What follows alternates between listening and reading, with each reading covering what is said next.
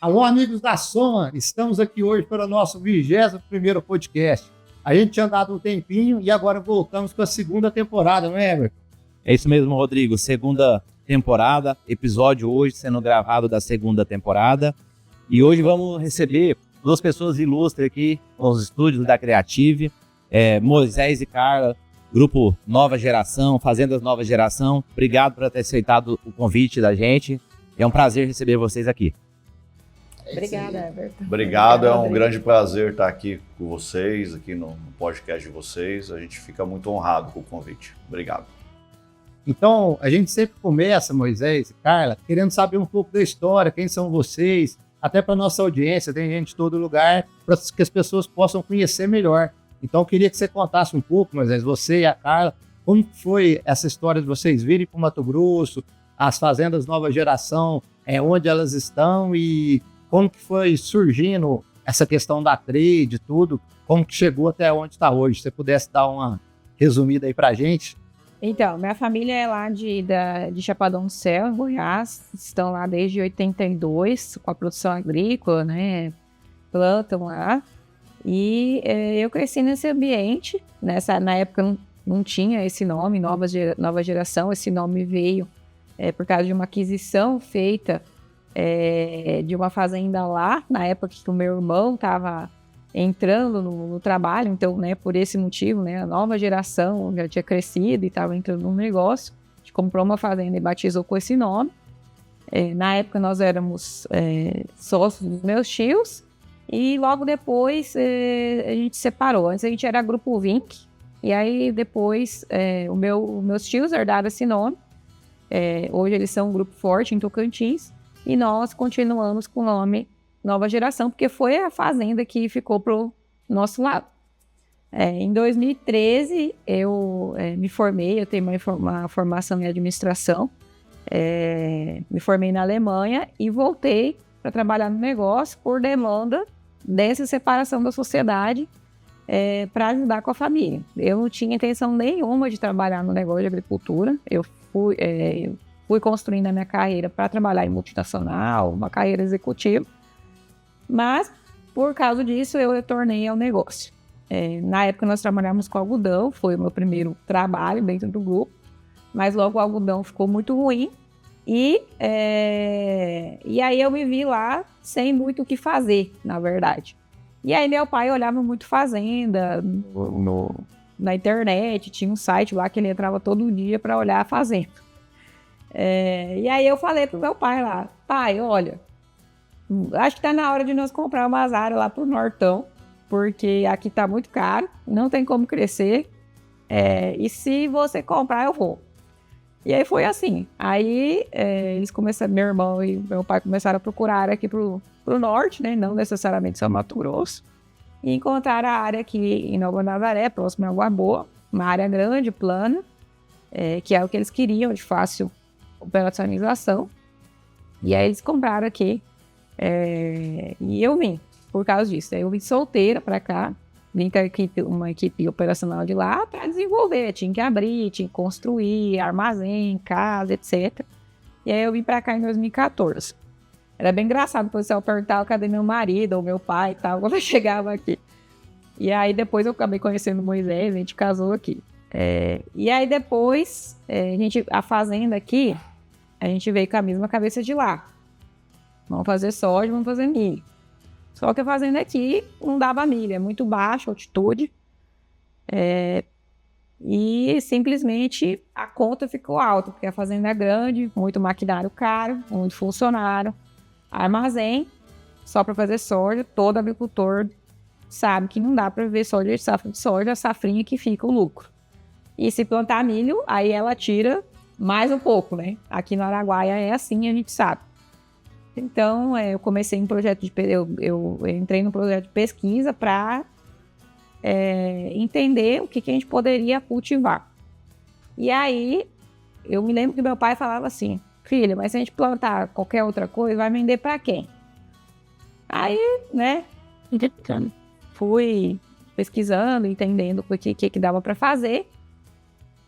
Eu viajei para mais de 10 países nessa pesquisa, programa que eu participei, que chama Nuffield International. E meu irmão é bem empreendedor, começou a comprar minhas ideias, a gente começou a testar várias culturas. Teve um ano que a gente teve 17 culturas nas fazendas plantadas. Linhaça, grão de bico, vários tipos de feijões, e tudo que é coisa que muitos não consumidos no Brasil, mas com comércio internacional.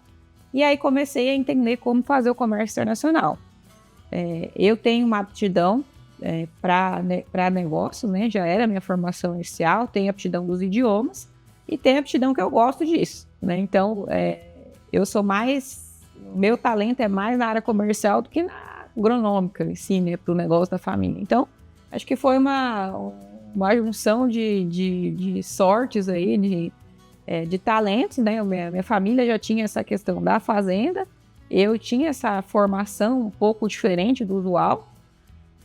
Depois eu conheci o Moisés, né? O Moisés já tem essa aptidão de comércio na originação, e aí a gente juntou tudo e montou a empresa com o nosso próprio produto primeiro, né? Produzindo ali na fazenda do Vale do Araguaia.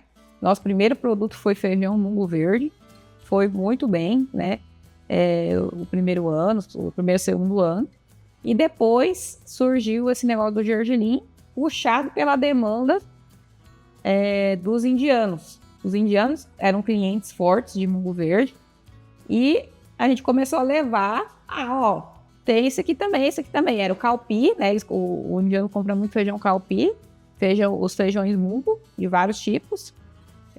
E a gente levou o gergelim, a gente descobriu que na Índia tem uma indústria forte de descasque de gergelim, né? Porque a gente olha o gergelim em cima do pão, acha que o pão que ele é igual ao Poli. Não, normalmente aquele do McDonald's, que é mais branquinho, é descascado. Então, lá na Índia tem uma indústria muito grande disso. E aí a demanda começou a ser puxada. E aí foi o que explodiu. Eu acho que todo mundo, quem é do Araguaia, sabe que o gergelim, assim, de um ano para o outro, foi um estouro, né? E aí segue assim até hoje.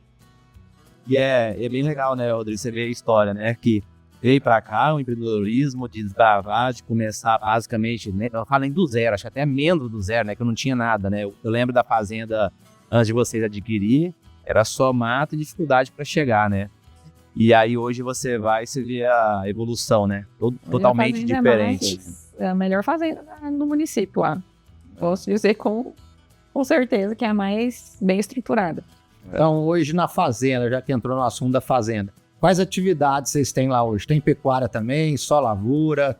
E quais culturas têm sido plantadas lá? Vamos falar um pouco da fazenda. Então, na fazenda hoje, a gente produz mais ou menos 5.500 hectares. Certo. E dentro desses 5.000 hectares, mais ou menos, uns 500 hectares a gente deixa para pecuária, que são aquelas áreas que não tem muita aptidão agrícola, mais de cascalho, pedra. Então, a gente deixa essa área para uma pecuária fixa, né? E também na safrinha a gente acaba tendo que aumentar um pouco a área, a gente faz um pouco de pecuária na safrinha, planta rosiziense. Até esse ano compramos sementes aí do Everton aí, né? E no safrinha a gente trabalha com esses grãos especiais, né? Esse ano a gente plantou mais ou menos 3.000 e poucos hectares de gergelim, né? K3 e também gergelim doce. Só não fizemos mais porque o nosso plantio ficou tarde, porque aquela nossa região, esse ano passado choveu demais, né? Então, a gente praticamente fez uns 1.000 hectares de milheto no final, pensando em palhada, né? Para a próxima safra, esse cuidado também com a terra, para a soja, para o próximo ano, né? Nem chegamos a colher o milheto não, deixamos mais como cobertura, né? E é assim que a gente vem se desenvolvendo. E nessas áreas de gergelim a gente colheu muito bem, uma média aí de 750 a 800 quilos de média, né? E isso tem sido muito bom para nós. Eu acredito também que para muito produtor rural, né? Porque as margens estão cada vez mais apertadas no soja, né? Os custos estão muito altos, vocês são da área comercial, vocês sabem, semente, adubo defensivo, mais arrendamento, mais operacional, acaba dando aí em média uns 60 sacos, né, de custo. Então, o produtor hoje ganhar dinheiro no soja, ele tem que produzir mais de 60 sacos, né? Já para fechar a conta, né? Bom, Moisés, hoje pensando em gergelim hoje, você falou do K3. O que mais que a gente tem além do K3? Que antigamente tinha o Anaí, tinha o Trebo, e além do K3, o que a gente tem hoje de novidade no mercado de gergelim? Legal, Everton. Boa pergunta. Esse ano a gente está vindo com uma empresa parceira de Israel que chama Maxan. E ela está vindo com 3 variedades aqui para o Brasil. Que chama Mica, Oren e... qual que é a terceira? Para não me deixar... Ron, né? Uhum. A Ron e a Oren é mais fomentado para óleos, né?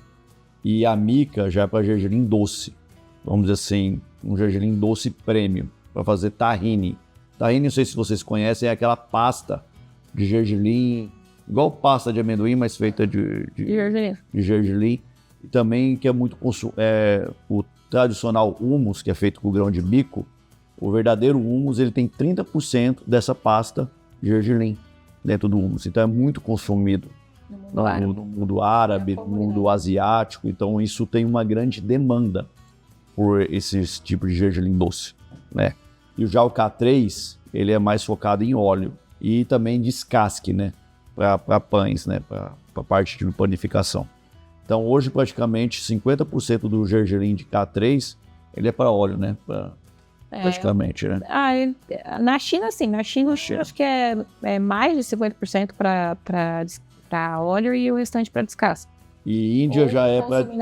E na Índia, onde começou, igual a Carla comentou, né?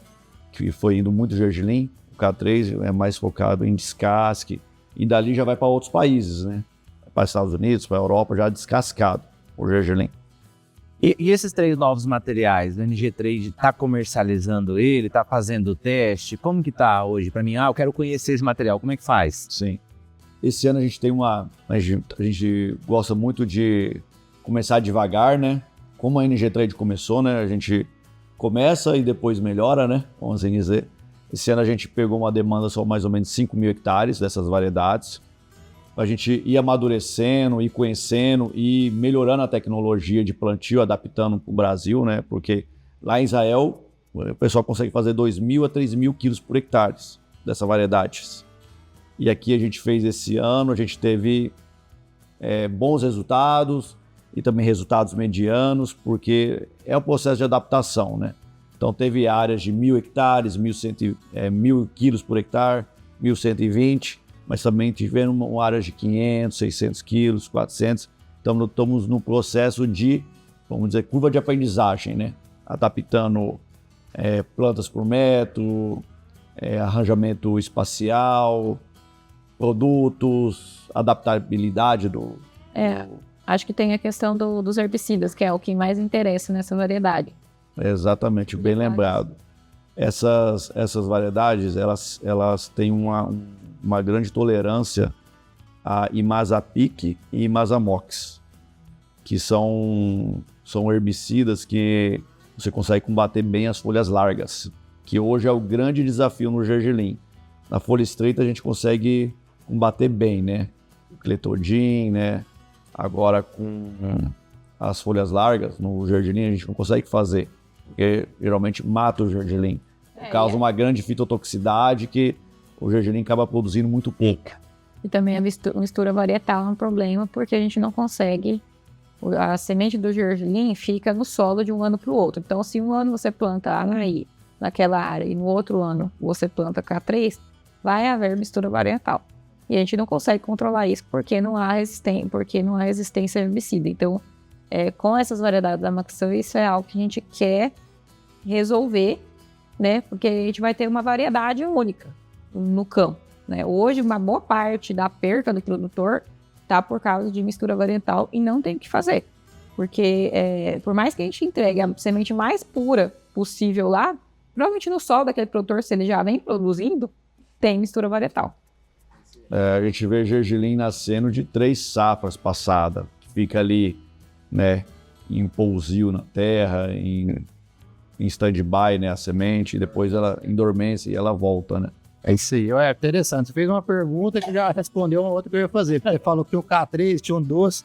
Eu queria saber para onde ia cada um, porque a gente, na nossa ignorância, na nossa, acha que o gergelim é só para jogar em cima do pão, né? Então, 50%, às vezes até mais, vira óleo. Tem essas pastas, tarine, o próprio hummus que você falou. Então é interessante a gente ter esse conhecimento. Eu sou mais pro lado da pecuária, sou mais das braquiárias, então eu não tenho esse conhecimento aprofundado. Mas o bom do podcast é isso aí, é aprofundar em outras áreas que a gente não tem então conhecimento.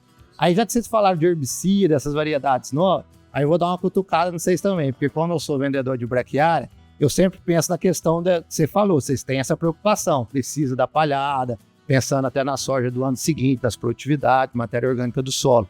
Sim. Vocês já têm algum experimento, talvez na fazenda, ou já viu lá fora, pensando no que você falou que não tinha, né? Para folha estreita, para braquiária, talvez fazer um consórcio, travar a braquiária, para depois colher gergelim, você ter uma palhada melhor? Vocês já tem alguma coisa sobre isso? Sim, a gente já existem vários trabalhos, né? E vem sendo trabalhado alguma coisa de gergelim consorciado com braquiária.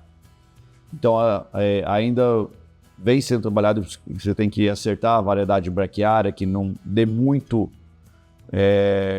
concorrência com o gergelim, porque você planta gergelim, você quer o resultado, que é a produtividade, né? Colher acima de 700, 800 quilos para ter uma boa rentabilidade por hectare de gergelim.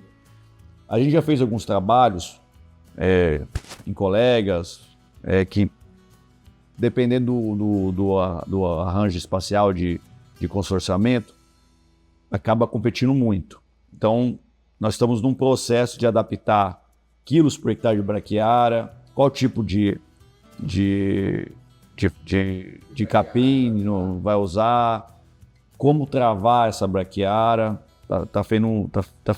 A gente vem pensando nisso, está sendo feito trabalhos para isso, né? Afinco de estabelecer e ter resultado com isso, sabe? Porque o desafio hoje de quem planta gergelim é isso, é ter uma boa palhada aonde planta o gergelim, porque realmente não fica muita palhada. É por isso que a NG Trade sempre, na hora de conversar com o produtor, sempre fala assim, ó, aquela sua melhor área, você vai plantar mais cedo, que você vai plantar até o dia 10 de fevereiro, tem uma terra legal, uma terra argilosa, velha, fertilidade alta, planta milho, né? Na segunda parte, a gente fala que a segunda janela de segunda safra, né, ou safrinha, planta o gergelim, e aquela terceira que você vai produzir pouco gergelim por causa do clima, já não vai chover tanto, vai cair uma ou duas chuvas, vem com uma braquiária, vem com um milheto, né, para você trabalhar todo o sistema da sua fazenda, né. A gente tem que olhar a fazenda, a gente começou com produtores rurais, você tem que olhar a fazenda como um todo, né, não só uma coisa, só outra. Vou plantar soja e depois milho, eu vou plantar soja e tudo gergelim. Não é dar all-in em tudo, né? Você tem que cuidar aquela terra ali, não dá para plantar milho, gergelim, dá para ir. Que nem nós na nossa fazenda, tem 800 hectares que não dá para colocar soja, né? Então a gente transformou em pecuária, se adaptamos para isso, fizemos um curral. Também a gente vai fazer feijão lá na safra, porque também nós temos uma dificuldade lá de quando chove, a gente tem dificuldade de plantar rapidamente, porque as máquinas começam a atolar. Então, em geral, para a gente ficar numa janela boa de soja, tem um certo prazo ali. E aí, o que sobra, a gente vem com as culturas alternativas. Às vezes espera para plantar gergelim direto. Agora, esse ano, a gente vai fazer teste com feijão.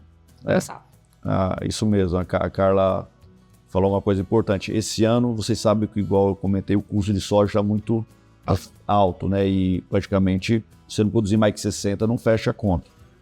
Então, a gente mapeou esse ano aquelas áreas de soja, que a gente plantava soja, os 5.500 hectares, nós separamos 500 hectares. Esses 500 hectares mais um, que é a dificuldade de dar 60 sacos, nós separamos para feijão mungo preto, né? Que é o Black Mapt, né? Falando... O termo internacional é Black Mapt. É o termo internacional. Então, nós até estamos plantando ele primeiro do que o soja. Praticamente, nós temos 3 grandes plantadeiras ali na nossa unidade, aqui no Mato Grosso. Deixamos 1, 2 no feijão e 1 no soja ao mesmo tempo, porque esse feijão é 90 dias. É isso que eu ia perguntar.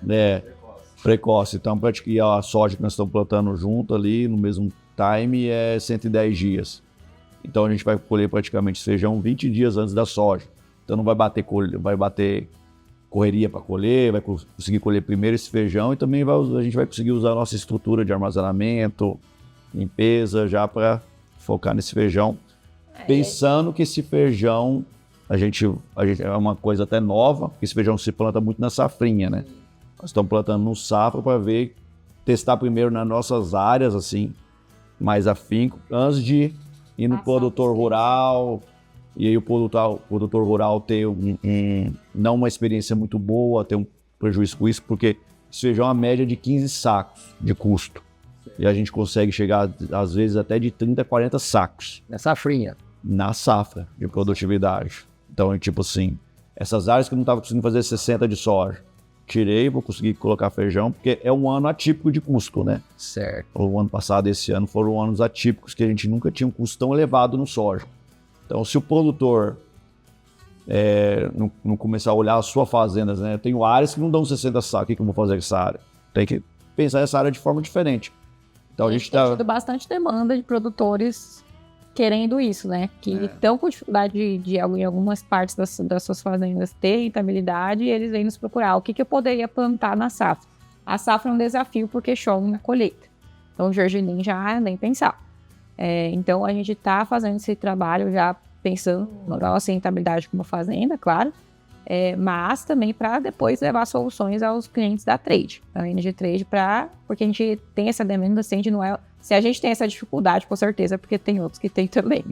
Exatamente. E a gente já está nesse projeto, já vamos para a segunda safra nesse projeto, né? Experimentando nas nossas unidades.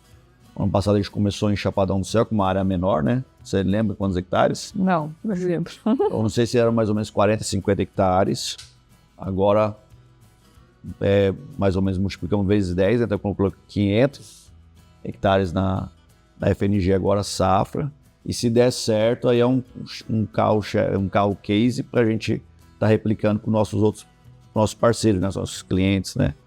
Deu certo, rentabilidade, não deu certo, tem que fazer isso. Então, a gente tenta testar muito nas nossas fazendas, né? Nas nossas unidades produtoras, para depois replicar para os nossos clientes. Rodrigo, isso é muito importante, né? Tem até uma sementeira que fala, né, de produtor para produtor. E isso eu vejo em vocês que, antes de tudo, vocês são produtores, né? Então, assim, tudo que vocês estão fazendo ou vão fazer, primeiro, dar o case de sucesso com vocês, para depois poder passar para os clientes, né? Então, esse teste e essas adaptações que são feitas antes de soltar no mercado, isso é muito importante, porque vocês são produtores. Você não vai produzir algo que o seu vizinho, você vai passar para ele que vai dar errado, que não está dando certo para você. Então, essa fase de teste dentro da fazenda, de quem realmente produz, é muito importante, né, Rodrigo? É isso aí. E pensando nessa rentabilidade, o que é o custo da saca desse mungo preto, né? Hoje roda em... Depende muito de dólar, né? Que hoje está tudo muito convertido, mas hoje a gente tem R$140 o saco desse feijão mungo preto. Então Você falou com um custo de 15, produzindo 40, sobrar 25 sacos, está com um preço melhor que o da soja, a rentabilidade é mais atrativa, analisando assim. Né? Lá no Goiás nós conseguimos produzir... E o risco. Lá no Goiás nós conseguimos produzir 41 sacos limpo. Mas a gente sabe que lá no Goiás são áreas mais de 40 anos de soja, então são áreas mais produtivas, né? Então agora estamos trazendo para cá, vamos ver o que vai acontecer numa área de 500 hectares, que não são áreas boas para soja. Vamos ver como é que se adapta. Dando certo, nós vamos estar replicando isso para... Esse feijão bombou ali na Lagoa da Confusão. Lá os produtores adoram, conseguem produtividades super altas, de 35 a 40 sacos.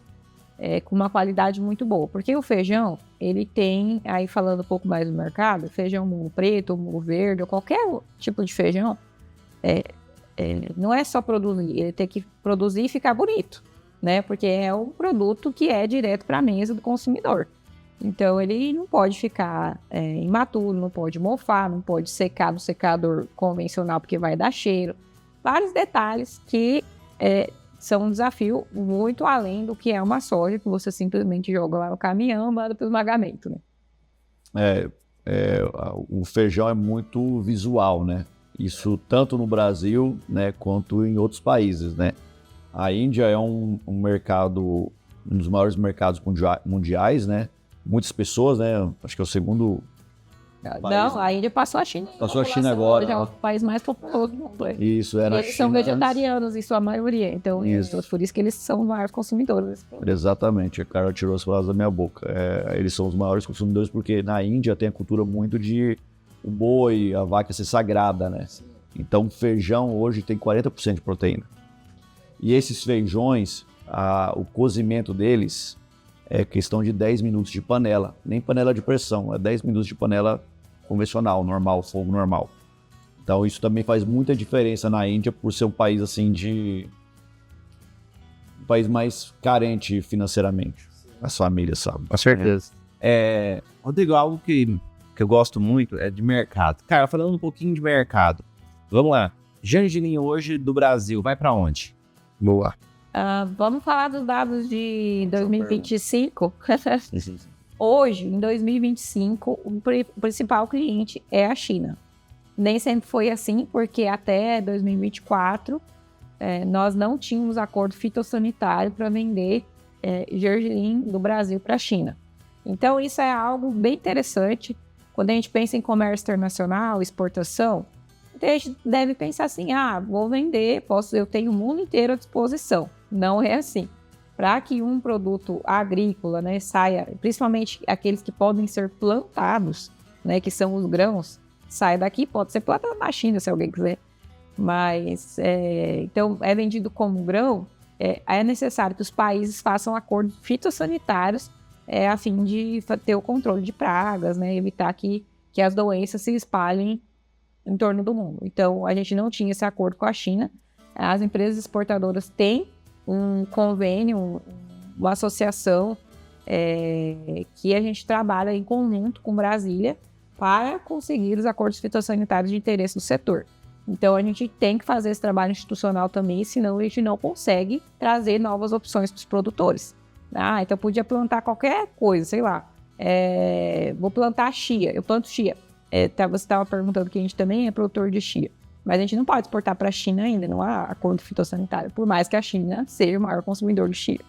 Então existem essas coisas. Então esse ano o maior consumidor está sendo a China. Em segundo lugar, a Índia. A Índia sempre foi o nosso maior comprador. Em terceiro lugar, se não me engano, a Vietnã, seguido de Turquia. Até 2024, o principal era a Índia, seguido de Turquia. Então, esse ano se inverteu um pouco. Pelo fato de nós termos feito uma unidade nova aqui no município de Água Boa, nós já construímos a nossa unidade pensando em indústria de alimentos. Então, nossa unidade está dentro das especificações mais criteriosas para certificações mais criteriosas de indústria de alimentos. Então, por isso, a gente conseguiu sair na frente quando foi assinado o acordo. É necessário que seja feito um registro das plantas para que seja autorizada a exportação para a China. E nós aplicamos, então, nossa fábrica estava redonda e foi aprovada rapidamente. Nós fomos a primeira e, por um tempo, a única empresa que podia exportar para a China o gergelim. Então, isso nos deu a possibilidade de sermos a primeira empresa a exportar gergelim para a China. Nossa marca foi a primeira que chegou lá e foi bem interessante porque eu estive na China em abril, que foi mais ou menos quando saiu nossa licença, e todo mundo vinha me procurar e me chamava de Miss de ACC, que é o registro, né? Porque estava todo mundo muito curioso, todos os clientes muito curiosos pelo gergelim brasileiro, querendo comprar para conhecer o gergelim brasileiro, e o pessoal vinha me procurar querendo comprar. E já estava sabendo assim, que a NG Trade que podia exportar para lá. Então, foi bem legal. Foi uma grande honra para nós, assim, para nossa.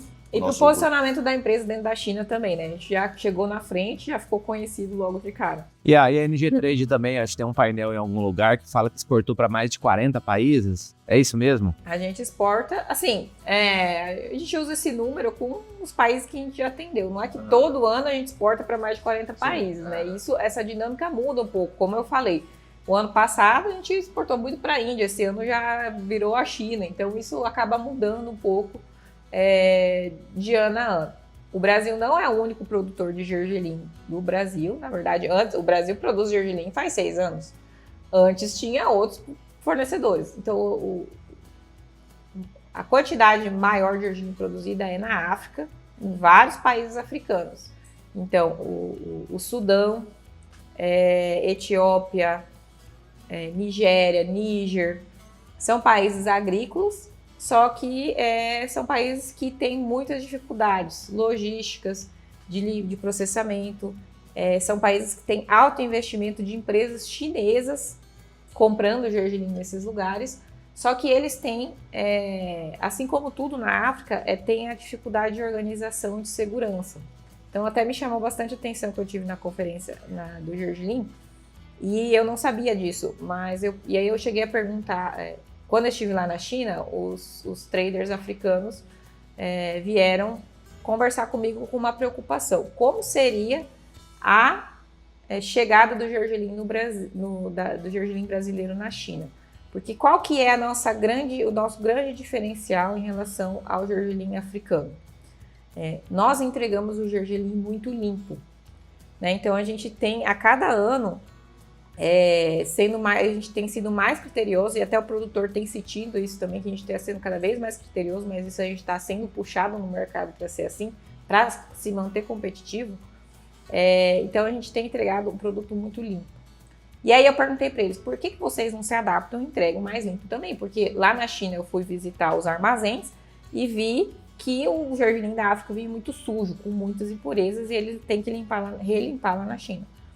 E aí eles, porque nós temos dificuldade de segurança. Você fazer um investimento como a gente fez aqui na África, você corre o risco de ser assaltado. Se você estoca mais do que 20 containers, a quantidade mais do que 10, 20 containers dentro do seu armazém, você pode ser roubado, né? Então tem uma insegurança muito grande. Na Nigéria era esse caso.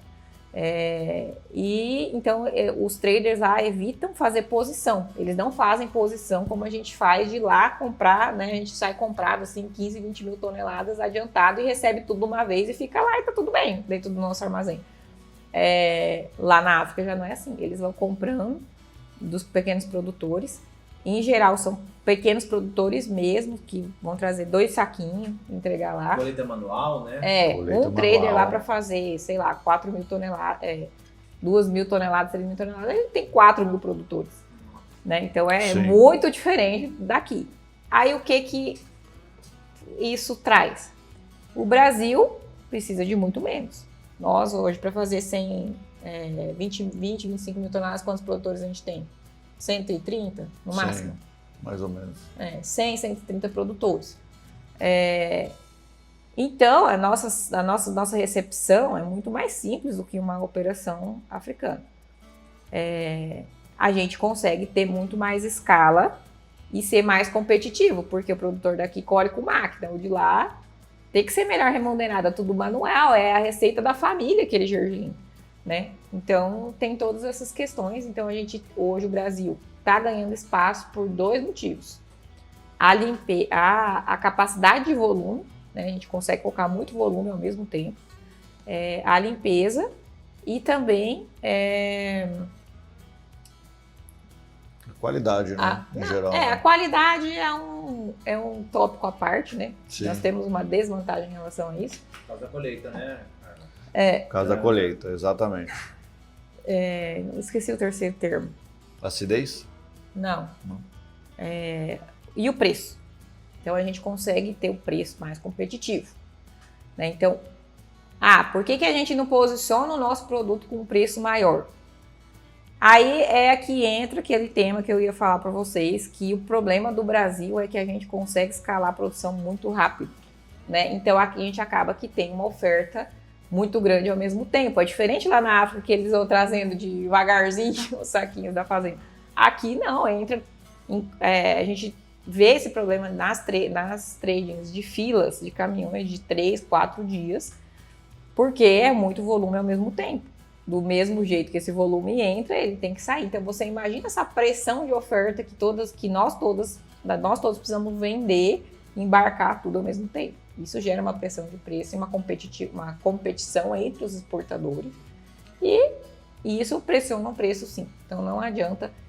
O motivo do Brasil ter um preço mais baixo hoje é porque a gente precisa vender rápido, oferta tudo ao mesmo tempo e o preço fica pressionado. Quando o cenário de gergelim tende a subir o preço?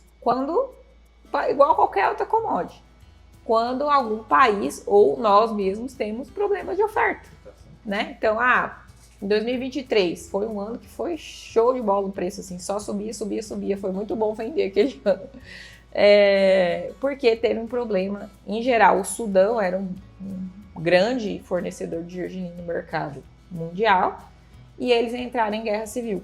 Então, eles destruíram os portos, as estradas, os produtores, né, as lavouras, mais ou menos o que aconteceu na Ucrânia, quando começou a guerra lá.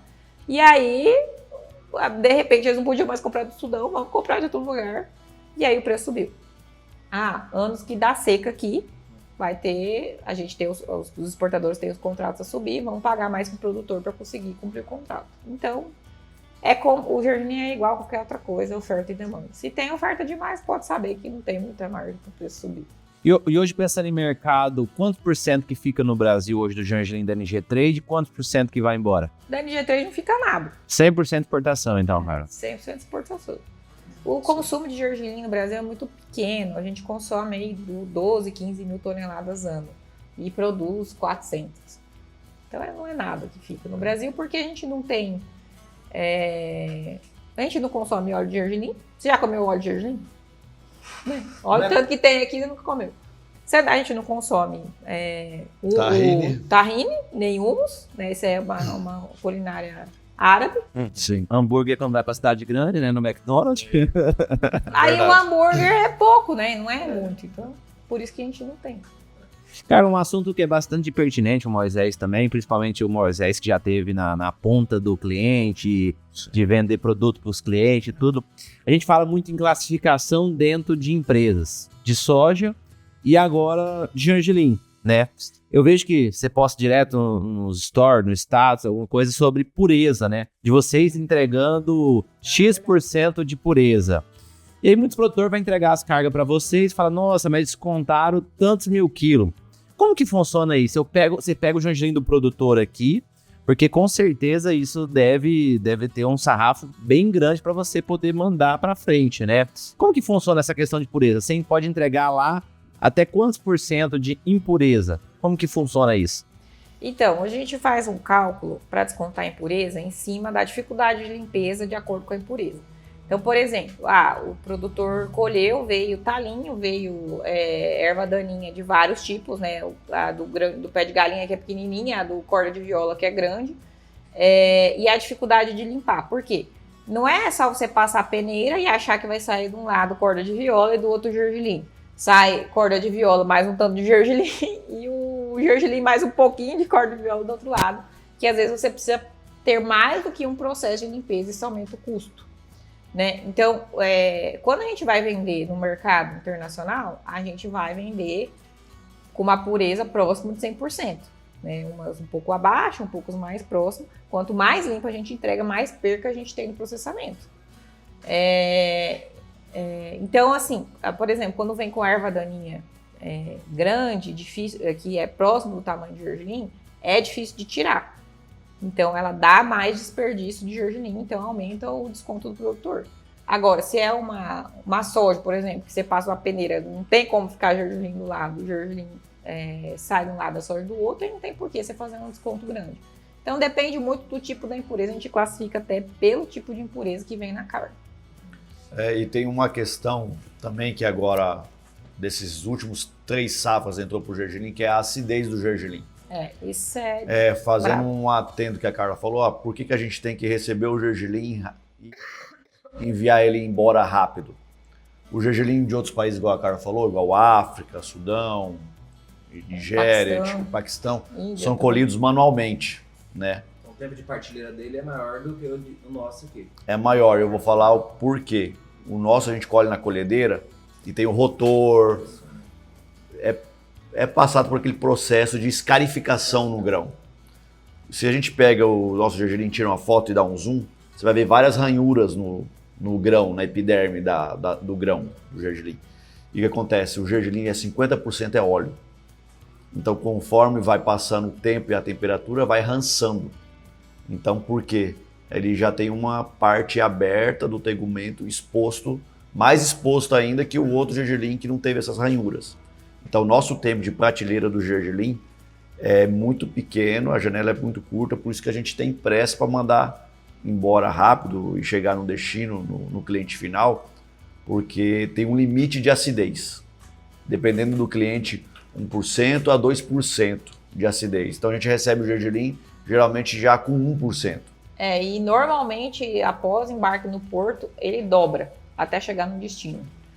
Então por isso que a gente tem sido cada vez mais chato mesmo, porque não é que a gente quer prejudicar alguém, mas é porque a gente teve casos de cancelamento de contrato ou de sofrer descontos super grandes por causa de acidez acima do limite no destino. E já chegou no destino, chegar o produtor lá, sei lá, o indiano ou chinês, fazer as amostras, falar, cara, esse gergelim não serve pra mim. Já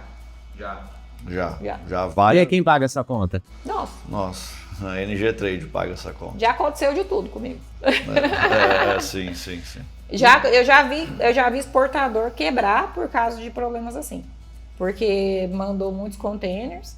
Eu acho que na época era para o México. Ele exportou para lá e aí o governo do México falou que não poderia ter comelina. Que é qual que é o nome popular da comelina? A comelina é a trapoeraba. Não podia ter trapoeraba. Sementes de trapoeraba. E aí, simplesmente, o órgão fitossanitário deles lá não liberou e as cargas tiveram que voltar. E o custo fica para o exportador. Esse processo a gente chama de default ou a carga voltar, é um processo caríssimo. É mais caro do que ir, né? Porque quando o cara vai, normalmente já tem um frete de retorno. Sim. E quando o cara tem que retornar, você paga normalmente os dois fretes, o container indo e o container voltando. Na verdade, o frete não é o maior problema quando acontece esse tipo de coisa. Porque quando, por exemplo, chegou a carga no destino, antes do cliente, digamos que é um problema de alguma barreira da fiscalização do país de destino. Quando acontece isso e a carga tem que retornar, ela não vai bater lá de imediato, ela provavelmente vai ficar ocupando aqueles containers mais do que 15 dias. Normalmente, quando a gente contrata o frete, a gente tem 15 dias no destino para usar os containers dentro do preço. E em 15 dias o importador tem que retirar os containers, tirar a mercadoria e devolver ao armador, que é o dono do navio. Se você não faz isso dentro desse prazo, entra uma despesa que chama demurrage. E essa despesa é de matar. Eles cobram muito caro, normalmente é onde as companhias marítimas ganham muito dinheiro, são nas contas de demurrage. Porque chega lá e eles começam a cobrar X dólares por container por dia. E é desesperador. Quando isso acontece, tem que correr para conseguir revender a carga, mandar para um destino mais próximo, fazer alguma coisa. E aí você não é simplesmente assim, vou tirar daqui e tirei da China e mandei para a Índia. Não é assim. Você precisa trocar toda a documentação. A documentação é uma das coisas mais demoradas que tem no comércio exterior. Você trocar uma documentação demora às vezes um mês. Então, a gente tem que trabalhar muito certinho para evitar, assim, o máximo esse tipo de problema. Ô, Carlos, uma pergunta. Quanto tempo que é essa viagem aí de navio? Dele sair de Água Boa até chegar lá na China? Depende do destino, e isso também é um caso problemático. Para a China, por incrível que pareça, é o nosso destino mais rápido hoje. Por quê? Porque há linhas diretas, né?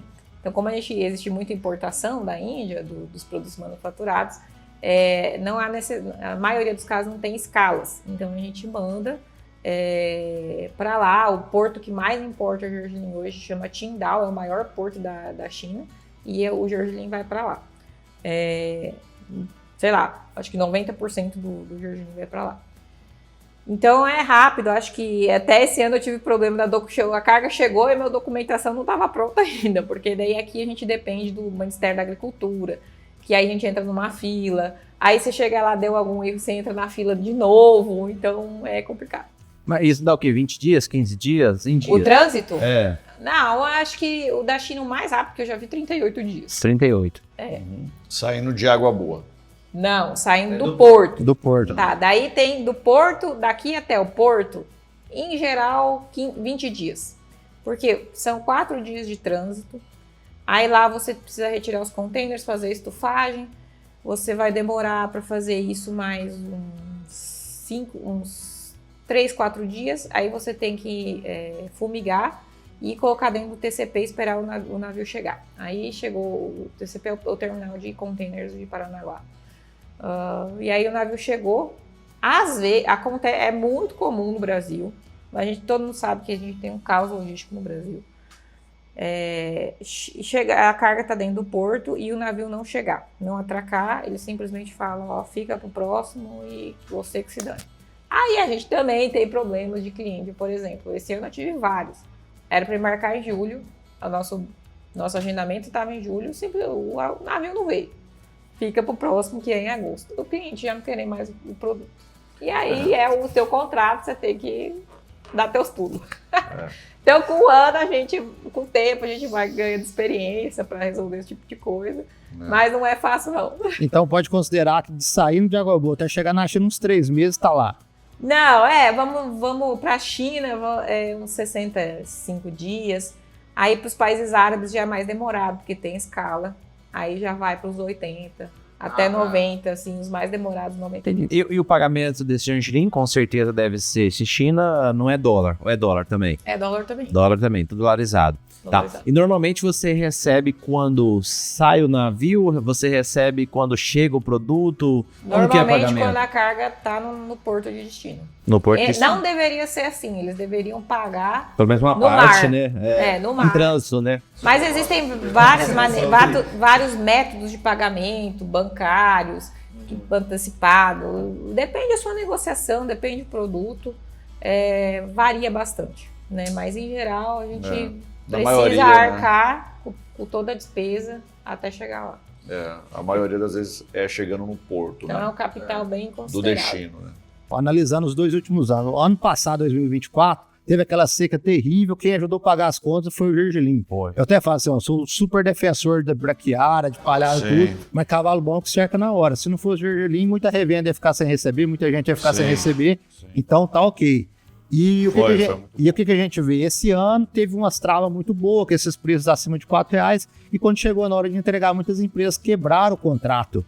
E foi o caso da NG Trade ou não? Você pode dar uma clareza aí dessa situação, porque a gente viu grandes nomes aí quebrando contrato, que travou acima de 4,20, 4,50, chegou na hora de pagar, queria pagar 3, 2,50. Essa é uma ótima pergunta e ela é polêmica mesmo, né? Nós somos produtores, nosso principal business, e o grupo tem mais de 40 anos, é terras agrícolas e produzir, né? Tanto soja quanto as outras culturas. E aconteceu esse ano mesmo. Ano passado já aconteceu alguma coisinha, esse ano aconteceu de forma grande, né? Forte no mercado. É muito ruim para o nosso setor isso, de exportação. A gente vê como uma coisa muito ruim. A gente fica até sentido pelos produtores rurais e também por essas empresas, sabe? Que aconteceram. Com a NG Trade não aconteceu nada disso, graças a Deus. A NG Trade aprendeu a trabalhar nos pulses, aí a gente vem 6 anos trabalhando de forma forte com o gergelim, com outras culturas, igual a Carla falou. Então a gente geralmente, quando o mercado caiu, a gente estava bem travado já. E mesmo se não tivesse, como aconteceu o ano retrasado, a NG Trade, o perfil dela é de honrar os negócios, até porque a nossa área de exportação não é a nossa maior área financeira do grupo, né? E sim os plantios, as áreas próprias de terras, de produção, de soja. Então, assim, a NG Trade ela tem, vamos dizer assim, um lastro bem grande financeiro para aguentar essas turbulências. Como acontece, como a Carla falou, nós fomos afetados por esse tipo de coisa? Fomos afetados. Uma coisa que eu posso falar para vocês e para o produtor rural, todos os contratos que foram findados com a NG Trade e foram honrados 100%. Na data do pagamento também a gente pode se dizer que não teve nenhum atraso de pagamento. Isso é uma coisa que eu bato sempre no peito. Falando porque tem empresas aqui, né, no Vale que pagam, mas atraso, né? E aí o produtor já fica com medo, né? Isso aí não é bom, né? A gente tenta conversar também com o pessoal, né, com os exportadores e falar assim, ó, vamos cuidar da reputação como um todo, né? E não só pro produtor, como lá fora também, né? Isso pega muito mal para o setor, A gente né? tem sempre muito receio, e isso é um debate grande que a gente tem entre os exportadores, sobre novos entrantes, né? Pequenas empresas e eu sempre falo assim, eu não sou ninguém para falar, porque eu também comecei pequeno lá atrás, né? E não tem nada de errado de você começar. Mas tem que ter muita cautela, porque qualquer negócio que o Brasil, né, que uma empresa brasileira faça errado, seja ela pequena ou grande, afeta a imagem do Brasil como um todo. Né? Então, mandar o produto de má qualidade. Eu vejo muitas empresas que não tem nem teste de FFA, não sabem nem o que é isso. E exportando, e entra no ano, outro ano não sai, é uma confusão. Então, isso aí pra gente é difícil. Então, a gente tem cada vez mais amadurecido, conversado com os colegas, com as outras empresas exportadoras, para a gente criar cada vez mais políticas, uma imagem conjunta das empresas que são sérias, que conseguem, de fato, entregar um produto bom, com confiabilidade e que dão suporte pós-venda caso haja qualquer problema no destino. Porque às vezes acontece. Eu não tenho controle, por exemplo, da acidez, se de fato ela vai dobrar ou não vai. Eu tenho controle na saída, na chegada que acontece, é um pouco mais difícil. Né? Mas a gente tem que ter a ciência de que problemas vão acontecer como em qualquer outro negócio e saber os caminhos da resolução. E isso que é o mais importante, você nunca deixar o seu cliente lá no exterior e aqui ao léu. Isso porque o que a gente tem são os nossos fornecedores. Se ser nosso fornecedor, não existe NG Trade, né? Então a gente tem que zelar muito por eles. É praticamente o processo igual de revenda de vocês. Com o tempo, você vai melhorando o processo. Hoje a NG Trade, se for contar lá do começo, já é outros clientes que a gente atende, não é mais os mesmos, porque conforme o tempo e a curva de aprendizado, a gente vai lapidando, né? Então hoje a carteira da NG Trade é uma carteira de clientes internacionais mais séria, né? Que já tem um histórico, né? Acontece problema? Acontece, né? Esse ano a gente começou um novo mercado, China. Vocês tiveram problema na China? Tivemos.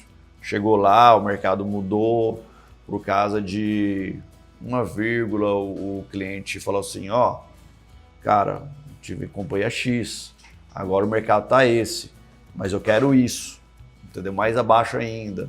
Então, tipo assim, NG Trade, graças a Deus, o grupo FNG consegue suportar isso, né?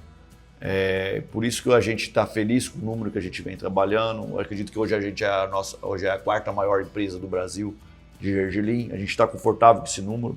A gente vai conseguir atender todos os produtores rurais do Brasil? Não. Também nem queremos isso. A gente é uma empresa com perfil familiar, que também gosta de atender parceiros da mesma forma, com o mesmo perfil que a gente. Algo também que eu acredito que é igual a vocês também, de forma de parcerias, né? Trabalhar não só um ano, mas um ano, 2, 3, de forma parceiros, né? Que sempre nos nossos parceiros a gente recebe o grão excedente, né? Deixa para travar quando está melhor o preço. Então a gente quer trabalhar com o produtor e como se a gente trabalhasse com a gente fosse um cliente, de forma parceria. Porque assim, a gente já viu muito, né? E não é no gergelim, se vocês olharem, tem o produtor que ele é o produtor especulador. Então ele vai lá na soja, lembrem os casos de soja que tem a Cargill, que tem a Dreyfus, as grandes empresas aí, que sempre, né, podem estar com preço ruim, mas pagam.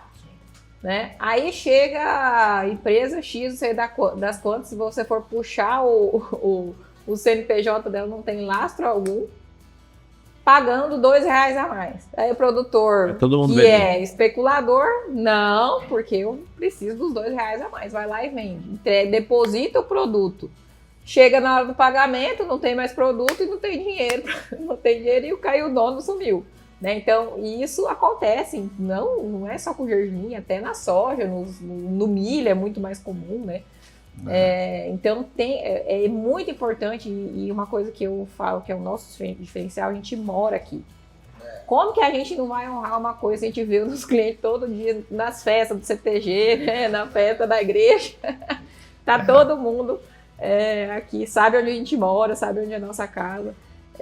não tem como, né? Então a gente tem esse perfil familiar, perfil bem regional, gosta de estar perto dos clientes, conhece eles. Até para que a gente tenha um produto superior no mercado, a gente tem que estar próximo. Então isso é diferente. Eu acho que vocês vão lembrar, acho que de temporada em temporada, volta e meia isso acontece. Tanto no setor de soja, quanto no setor de milho, quanto no setor de pulses, né? Vocês vão lembrar, uns anos atrás, teve uma empresa, dando um exemplo de soja, acho que era Indiana Agri, alguma coisa assim. Sim, gigante. Chegou comprando R$2, R$3, não era nem R$4 a mais. Vários produtores venderam soja, entregaram e a empresa subiu, né? No gergelim não muda nada disso. Acontece até com mais frequência. Eu ia falar que a frequência deve ser até maior, porque é um mercado que ainda não tem... Os grandes players não estão bem definidos na cabeça dos clientes, né? Exatamente. Quando você está no mercado de soja, você sabe que a Cargill é um grande player, sabe que a Dreyfus é um grande player, a DM. No gergelim, a galera não sabe quem são os grandes players ainda, né? Então, chega um cara com um nome diferente, uma empresa, põe um nome lá e fala, não, sou comprador, sou o maior comprador. Aí o cara não vai nem na internet, não dá nem o Google lá, perguntando o CNPJ pra ver o do cara. capital social da empresa. Pra ver o capital social da empresa. Exatamente. E igual você falou, Everton, no gergelim acontece isso com mais frequência ainda. O produtor está começando, não conhece bem o mercado, por causa de 10, 20 centavos, acaba fazendo negócio com uma empresa assim. E já aconteceu. Já aconteceu até conosco, né? De a gente fazer negócios e depois o comprador sumir na época. Já aconteceu conosco com um comprador de gergelim, lá no passado. Uns 3 anos atrás, né? Isso. Mas depois a gente pegou o picareta mesmo. Isso aí é uma outra história. Depois do churrasco a gente conta. Então, se pudesse resumir, então, essa resposta, a gente poderia falar assim, cuidado com os novos entrantes, né? Uma frase de sabedoria. Eu também sou da pecuária, eu visei também no ramo frigorífico, né? Chavantina é cheio de acontecer isso. Tá pagando 10, 20 reais melhor na arroba, vai todo mundo pra lá, quando de repente não acha ninguém lá. Lá em Minas também, eu trabalho com café, tudo já aconteceu muito. O armazém pagando 10, 20 reais a mais numa saca de café, quando de repente chega lá, o armazém tá vazio e tá todo mundo sem o café e sem o dinheiro, né? Teve um caso desse com uma empresa de gergelim que lá no ano passado, ali no norte de Goiás, que fez isso. Os produtores entregaram lá. E aí eu vi esse exportador vendendo no mercado internacional preço abaixo. Tá bom. Vamos ver como é que eles fazem esse milagre, né? Aí foi ver lá na hora do produtor receber, não recebeu, foi lá buscar o gergelim, não tinha mais, né? Então... Gente, é igual vocês falaram, em todos os mercados, todas as commodities, não existe milagre. Não. Se você vê um milagre, alguém pagando uma coisa maior, desconfia, fala para o produtor rural, dá uma pesquisada da empresa, pede... Ver quem são os donos, né? De onde vem, para onde vão, né? Sim. Para onde vão, só Deus sabe. Exatamente, né? Pede o balanço da empresa, né? O balanço é público, né? Pede o balanço da empresa e tudo mais. Estude antes de fazer um negócio com uma empresa, para você não ter esse problema, né? É muito ruim, né? Porque, Moisés, eu vejo a questão de crédito, porque quando você entrega um produto, você, produtor, entregando para a NG3, você está concedendo crédito para a NG3. Eu faço ao contrário. Quando eu vou comprar com a revenda, eu não tenho que passar todas as documentações? E quando a gente pensa no gergelim, vamos fazer uma conta bem simples, tá? O gergelim rodou esse ano, muitos contratos de R$4, né? Sim. Vou entregar um rodotrem para vocês. Tem gente tá falando uma carga de R$200 mil. É muito dinheiro. 100, 200 mil reais. É um valor agregado muito alto para você entregar para um cara que chegou na sua fazenda, você não sabe quem é, você nunca viu a empresa dele, é um corretor que... Vamos ver, mora até na Canarana, o corretor, mas o dono você nem sabe. Eu falo de Canarana porque, queira ou não, é a capital do gergelim do Brasil, né? Sim. E você entrega uma quantia muito grande de dinheiro na mão da pessoa que você nunca viu. Sim. Você não conhece, não tem laço. Então, assim, não é 10 centavos, não é 20 centavos que vai tirar você da forca. Não é. Mas 200 mil, 300 mil, R$500 mil que você não recebe, te coloca na forca. É verdade. Coloca na forca. Exatamente. Não receber no dia certo para você pagar seus outros credores. É um compromisso, né? A gente ouviu esse ano no mercado de atraso absurdo, de 60, 90 dias, né? Isso desestabiliza toda a cadeia do produtor rural, que já está ruim o crédito nos créditos bancários, por causa, você sabe, da atual administração Ô, Rodrigo, algo esse ano que eu vi bastante peculiar, que eu fiquei assim até indignado, que eu sei que quando o produtor trava algo e não entrega, tem uma ferramenta que chama Shout, né? E isso aconteceu ao contrário, né? Muitos produtores travaram com as empresas renegociaram valores menores. E aí, nesse caso, não teve o Shout, né? Só vale para um lado, né? Esses contratos. E esses contratos de vocês, como é montado esses contratos? Sim, acho que eu vou deixar a cara. Olha, eu achei bem peculiar essa questão que aconteceu do washout. Porque, assim, o que a gente entendeu é que como o mercado estava tão ruim, né, naquele momento de compra, né, o produtor não tinha muito para onde entregar. Não tinha empresas compradoras naquele momento, por aquele assunto que eu falei, que foi a falta de liquidez no momento que tinha de gergelim. Houve um excesso de oferta de novo, a empresa não tinha dinheiro para pagar, não tinha crédito para pagar. O produtor naquele momento ela não tinha o que fazer. Então ela chegou assim, produtor, ou você renegocia para eu conseguir ficar competitivo. Eu acho que esse caso específico, o que aconteceu? A empresa, se não me engano, a empresa estava contando com um registro para a China que não saiu. Então ela ficou sem conseguir embarcar, só que ela contou com isso quando comprou do produtor, o que foi errado, né? Ela não poderia contar com como é que é o ditado lá? Os ovos na cesta, vamos dizer.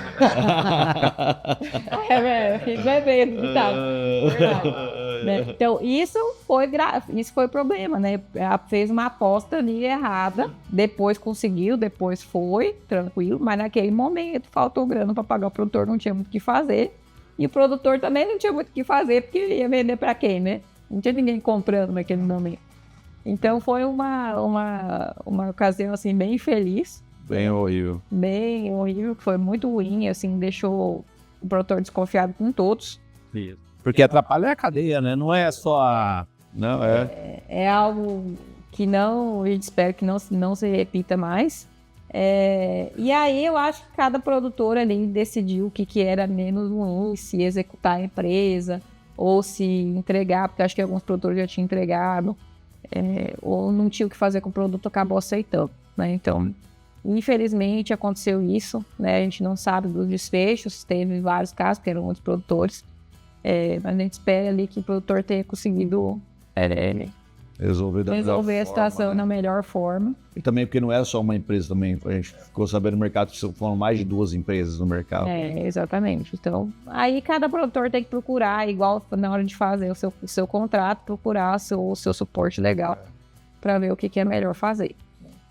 Rodrigo, e a gente vem entrando em novembro, né? E os plantios um pouco atrasados, né? Com os plantios atrasados, diminui a janela de milho. E talvez favorece mais plantio de gergelim. E aí já temos preço futuro bons, não tá? Em relação ao ano passado, como que tá esse mercado em relação ao ano passado? Porque ano passado a gente teve algumas travas de 3,50, 4,20, 4,30. Sim. Esse ano eu já consigo travar algo perto disso ou não? Porque se a gente analisar um pouquinho o mercado, vem atrasando o plantio de soja. Vai dar maior quantidade de gergelim plantada, aprimore, né? Sim. Então talvez o produtor rural já poderia pensar de travar. Porque quanto mais ele atrasar os travamentos dele, tem uma probabilidade de diminuir preço. Com certeza. Mais oferta, né? Mais oferta, porque diminui a área de milho. Sim. Se diminuir a área de milho, aumentar a área de sorgo e gergelim. Sim. E já temos alguma baliza em dólar? Você já tem mercado futuro já negociado, Carla, Moisés, ou não? Como que está o mercado hoje? Olha, o mercado hoje está devagar, né? Esse mês a gente embarcou, esse mês de setembro, nós embarcamos 109 mil toneladas de gergelim, 168 mil toneladas para a China. Esse volume, para vocês terem uma ideia de proporção, é o mesmo volume embarcado no ano todo de 2023, 2 anos atrás. Então, assim, o salto de volume foi muito grande. Todo esse volume está chegando na China e na Índia agora e pressiona o mercado local. Se você falar com o chinês hoje, se ele quer comprar para o ano que vem, ele não vai querer nem conversa. né? Então, Porque no momento tá pressionado. não é momento ainda de fazer negócio de gergelim. Tem que chegar todo esse volume lá, é um embarque muito grande e concentrado, e esperar. O gergelim não é igual soja, não é igual milho, que você vai lá e trava na bolsa e depois vende o físico. Não existe isso para gergelim. Então é um negócio tete a tete, igual você vender semente de braquiária, que também não tem na bolsa, né? Da mão pra boca, então.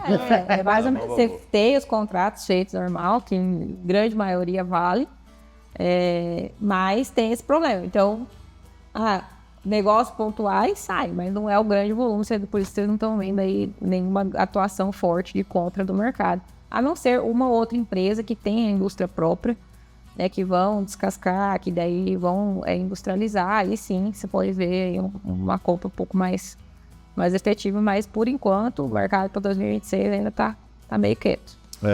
Nossos negócios andam bem pontuais, assim, igual a Carla falou, da mão para a boca, igual você comentou, Everton.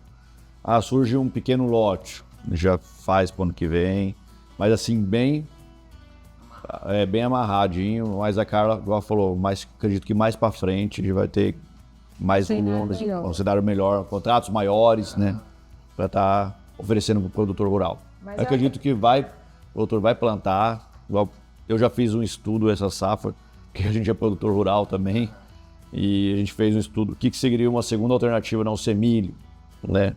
Então, já tentamos N culturas, sempre cai muito no gergelim ainda, porque ainda a mesma preço de R$3 ou a R$3,50 falando de K3, a gente consegue valorizar um pouco mais o doce de um valor melhor, mas ainda assim é uma cultura para segunda safra ainda mais viável que a gente vê economicamente, falando de retorno sobre o investimento, né? Falando de ROI, né? Do que você investe, do que você colhe e o que você tem de margem em cima daquele negócio que você fez. Mas eu acho que é importante falar que a NV3 não trabalha só com gergelim, né? A gente tá fazendo trabalhos com outros produtos. A partir do momento que a gente tiver validado, né? A gente vai trazer também novas opções para os produtores. Porque o produtor tem que ter essa mentalidade, tem que distribuir entre outras culturas, não só gergelim. Gergelim é muito popular aqui na região, continuará sendo popular. Culturalmente, né? Só que ele não adianta. Quem veio aqui e falou para vocês que o que produzir e vender, mentiu. Né? Isso aí não é verdade. Né? O gergelim, se esse ano não houvesse compra da China, ia ter problema de liquidez, não ia ter venda. A gente ia estar vendo todo mundo estocado de gergelim. Com a China, isso muda. Só que a China compra gergelim ilimitadamente? Não, né? Existe um número que são 2 milhões de toneladas de comércio internacional de gergelim. Consumo mundial, se não me engano, são 6 milhões de toneladas. Mas vamos considerar, a China também produz o seu próprio gergelim e consome internamente. A Índia é a mesma coisa. Isso aqui a gente fala de comércio internacional. Mas também tem um caso, por exemplo, nós exportamos daqui para a Índia e a Índia descasca e reexporta, é o mesmo gergelim, entendeu? Então, tem que cuidar um pouco para não se iludir com esses números e achar que esses números são difíceis de alcançar. O Brasil, em 2019, exportou 19 mil toneladas, em 2020, 60 mil toneladas, daí 2021 caiu, 2023, 109, 2024, 350 mil toneladas, esse ano já está em 350 mil, vai chegar em 450 mil toneladas exportadas em 2025, porque ficou o estoque de passagem do ano passado. Então, esse ano a gente vai quase bater aí 500 mil toneladas de exportação, porque pegou o estoque do ano passado, ficou para esse ano, e eu acho que em dezembro não tem gergelim no Brasil mais. Crescimento, então, bem... Mas, quer dizer que o mercado lá está demandando? Não. Isso é tudo contratado, tudo vendido, acabou. Aí nós vamos torcer para acontecer isso, quando que vem nós tá zerado aqui de estoque e poder comprar com mais apetite. Rodrigo, então aquela conversa que a gente ouvia de 2, 3 anos, que tudo que produzir tem mercado, é conversa mesmo. É conversa mesmo. Mas talvez 2 anos atrás eles não imaginavam. Não imaginava que o produtor ia assim, que ia crescer tanta produtividade por produtor rural. Né? Então, há 2 anos atrás, a gente tinha que fazer um esforço grande para ter mais produtores comprando a ideia. porque o produtor produzia 400, 500 quilos. A partir do momento que o produtor começou a produzir 1.000, 1.200, a gente chegou a produzir 1.500 lá em Chapadão, né, que é uma região mais fértil. Aí você reduz, daí você precisa reduzir o número de produtores, não aumentar, né? Então, é para você manter uma oferta. E, de novo, a gente também não tem o privilégio de poder estocar e exportar durante 12 meses. Pela questão da acidez, a gente tem que embarcar rápido, né? Então, a gente precisa fazer uma concentração assim, ó, junho, agosto, setembro, outubro, tem que sair 70% de gergelim do Brasil, que for produzido. Porque senão vai começar a ter problemas de qualidade. Certo. E isso pega muito no mercado de vendas, porque é um produto que não tem tempo de partilheira. Então você nunca vai ver estoque velho de gergelim.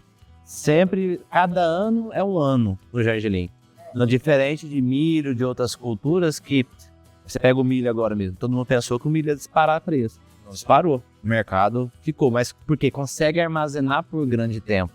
Então eu vejo o mercado do gergelim, todo ano vai ser uma história diferente. Claro. E o que eu achei legal desse número que você E falou... o dia que der uma sequinha, vai estourar de novo. É muito difícil você prever. A gente estava achando que o gergelim ia diminuir a área para o ano que vem, porque o preço está ruim, o produtor não está interessado, né, Moisés? Mas agora está atrasando o plantio da soja. Bom, aquele produtor aqui do Araguaia, que ia plantar milho, talvez já vai reduzir a área de milho. Né, ou vai plantar gergelim tudo de novo, né, que ele estava falando pra gente que ia plantar a maior parte da área de milho. A da 163 eu acredito que cai bastante a área de gergelim, que lá cresceu esse ano, eu acho que vai regredir, porque lá o milho, com as novas usinas de etanol, vai entrar forte, e se eles estão plantando lá, eu acho que vai permanecer. Então eu acho que pro ano que vem a gente tende a ter uma redução de área, mas ia ser maior se não fosse esse atraso de chuva. Então a gente ainda não sabe exatamente o que vai acontecer. Esperemos cenas nos próximos capítulos. É difícil prever, né? É muito difícil prever, né? É clima, agricultura é assim. Que é clima, agricultura. E o agricultor brasileiro, ele tem um poder muito grande de adaptação e ele sabe fazer, ele sabe plantar. Ele para outra também. E ele produz bem, né? Ele sabe, vamos dizer assim, se adaptar ao meio, né? O gergelim a gente começou, hoje a gente tem gergelim de muito 800, 900 mil de média, né? Que antigamente era 300, 400 quilos. Então, o produtor se adaptando, se adapta a maquinário de colheita, né? Hoje a gente tem várias tecnologias, as empresas estão se adaptando a isso também, né? Não sei se vocês viram, hoje tem um assoprador que vai na plataforma da colhedeira. Que na verdade, a plataforma ideal para colher gergelim é a plataforma de girassol. O problema da plataforma de girassol é o espaçamento, e aqui no Brasil, o eixo de erva daninha. Daí você ainda não tem as variedades com resistência a herbicida, não dá para usar. Até ontem, então, com o tempo, ali, ao longo dos anos, vai mudar muito aí. Sim. Por isso que nós, como empresa fomentadora desses produtos, a gente tem que vir também com a parte agronômica e tecnológica para ir se adaptando e também ir ajudando o produtor a se adaptar e ensinar para evitar esses problemas, né? Rodrigo, algo muito interessante que eu vi do número que a Carla colocou, 2019, você falou em 19 mil toneladas. E a gente fala em 2026, talvez, para 500 toneladas. Sim. Em 2026 para 500 toneladas. Tendo em vista que a parte comercializada no mundo, a gente está falando de 2 milhões de toneladas. Então, 1/4 de todo o gergelim do mundo vai sair do Brasil. Exportado. É possível. Exportado, né? E, na verdade, uma coisa que eu acho muito engraçada. Aqui, não sei se vocês já perceberam, né, chega em junho, julho, enche de estrangeiro, né? Que são os compradores de gergelim que vêm aqui visitar a gente. E aí, eu sempre gosto de levar eles fazer um tour completo, levo eles na fazenda e tal, porque para eles é diferente esse negócio de colher mecanicamente. E aí eles me perguntam, quanto que o Brasil ainda consegue aumentar de produção? Aí a minha resposta para eles, eu falo assim, olha, o Brasil pode produzir hoje todo o gergelim que você quiser. Ele pode produzir sozinho todo o gergelim do mundo. E mais um pouco.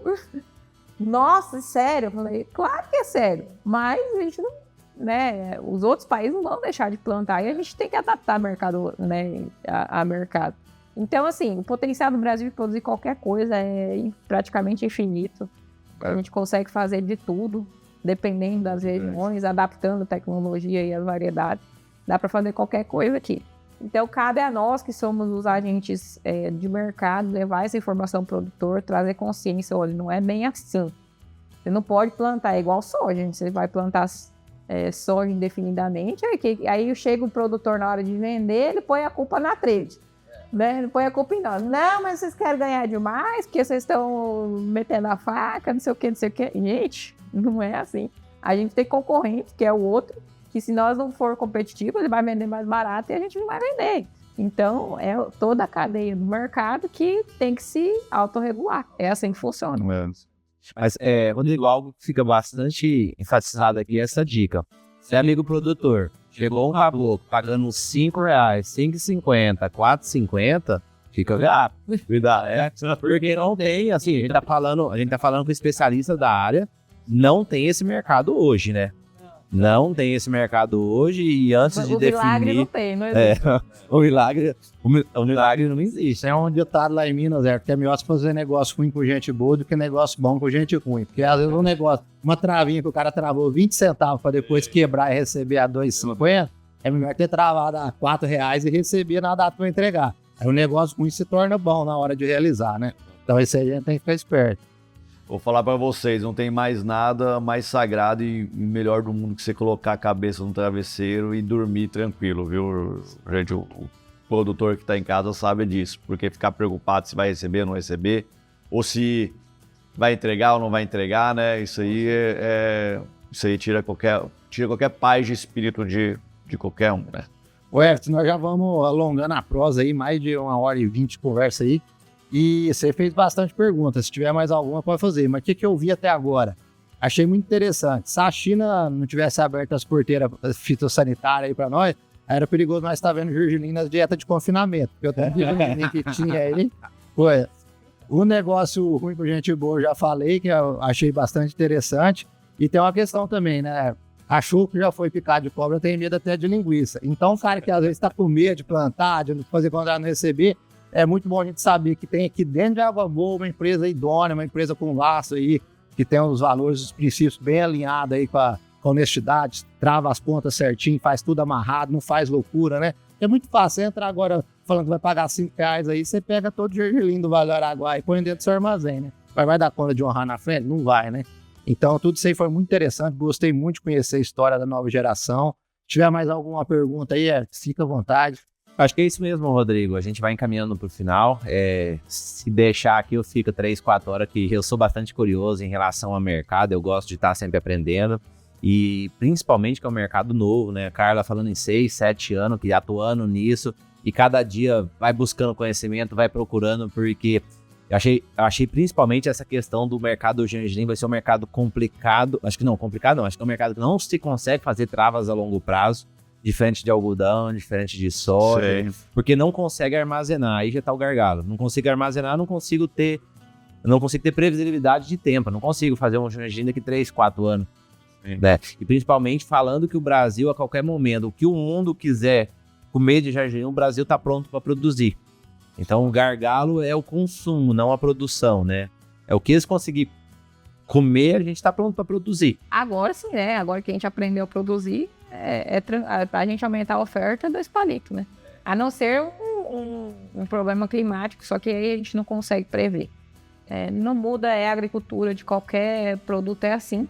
A chia, por exemplo, a chia é um produto que nós trabalhamos, mais lá no Mato Grosso do Sul, Goiás, por causa do clima. Mas chia é um negócio que, por exemplo, a gente estava vendo um preço, agora está o dobro do preço. Por quê?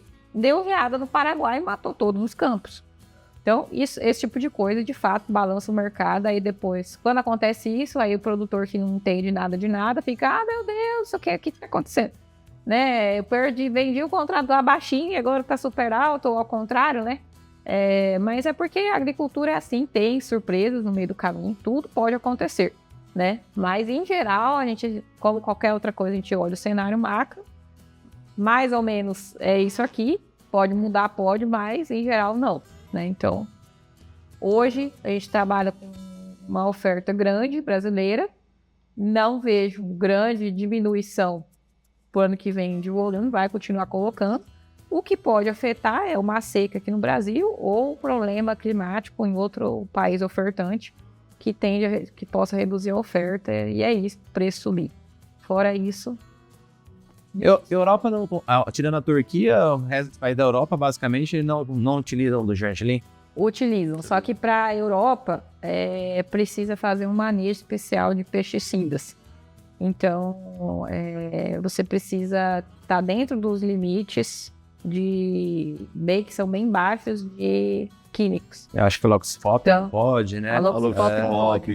Diquat também, se dá uma taxa um pouco maior, já não passa. Tem que ter um manejo bem feitinho para conseguir. Esse ano a gente fez um manejo, com alguns produtores, mas daí não passou, sabe? Então, tipo assim, tem que se conseguir acessar esse mercado. Foi, se conseguir acessar o mercado. Mas assim, hoje o brasileiro, a gente é meio iludido com a Europa, eu já sou meio assim, né? Europa é um ótimo mercado, normalmente paga melhor, mas ela não é um comprador de volume. O Brasil, ele precisa de compradores de volume. Sim. Por causa de que sempre produz bastante. Então, nosso foco, o talento do Brasil é atender a asa, né? Tem a asa, lá tem gente, tem consumo, tem comprador. É melhor vender barato, mas vender, né? A Europa compra menos volume, é os mais chatos. Eu também não fico pagando tem que pau pra atender Europa, eles não. também, mas não é Apesar, né, de ter, né, no sangue, né, sangue a gente europeu, atende né, a Europa também, mas não é o nosso principal comprador nem de longe.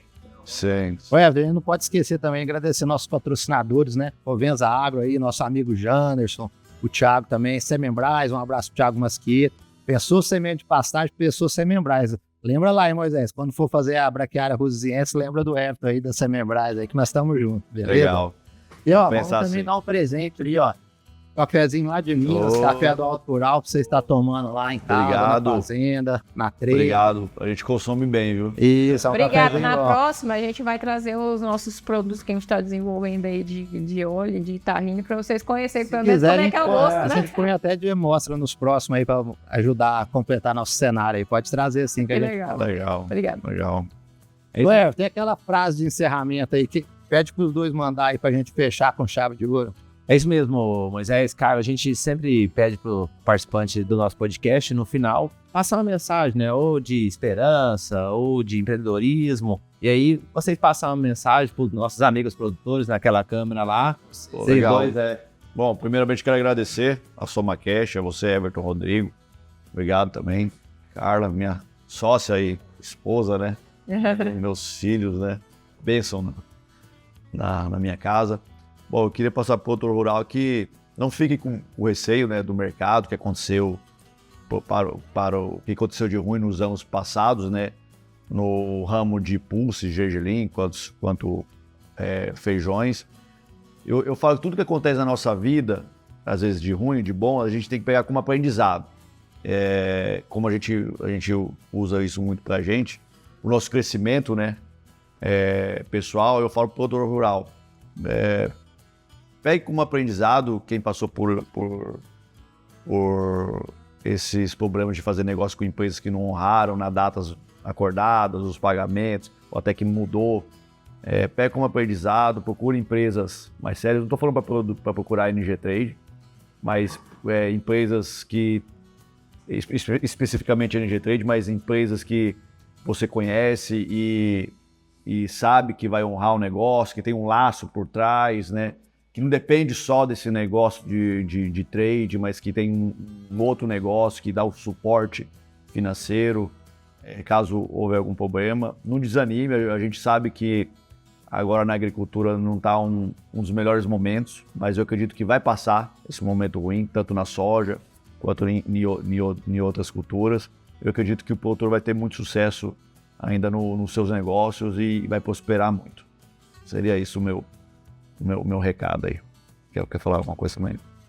Eu quero dizer para os espectadores, né, agradecer pela audiência. É uma honra para mim estar aqui. Quero deixar, assim, uma frase da minha carreira como empreendedora nesse ramo agrícola, que Para a gente ter persistência, paciência, buscar sempre muito conhecimento, né?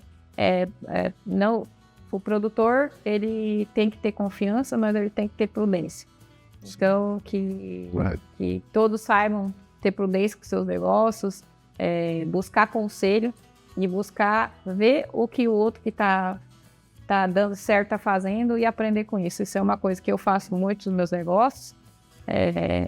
Ter humildade de aprender com os outros, e isso é sempre muito edificante na vida profissional pessoal de todos. É isso mesmo. Então, mais uma vez, muito obrigado pelo tempo, pela disponibilidade de você estar aqui. Mais uma vez, parabéns pelo trabalho que vocês estão fazendo. Eu não conhecia a história, parabéns aí por ser, dentro de Água Boa, uma empresa aí que dá essa confiança pro produtor, que tá firme, que tem laço, que tem história. Parabéns pela coragem de ter saído da zona de conforto, ter vindo para cá assumir a fazenda, ter pensado fora da caixa, iniciado essa exportação. Vocês estão de parabéns, gostei demais da história de vocês. E com isso a gente termina a nossa primeiro episódio da segunda temporada, o 21º SomaCast, o podcast Do Agro do Vale do Araguaia. Valeu. Obrigado.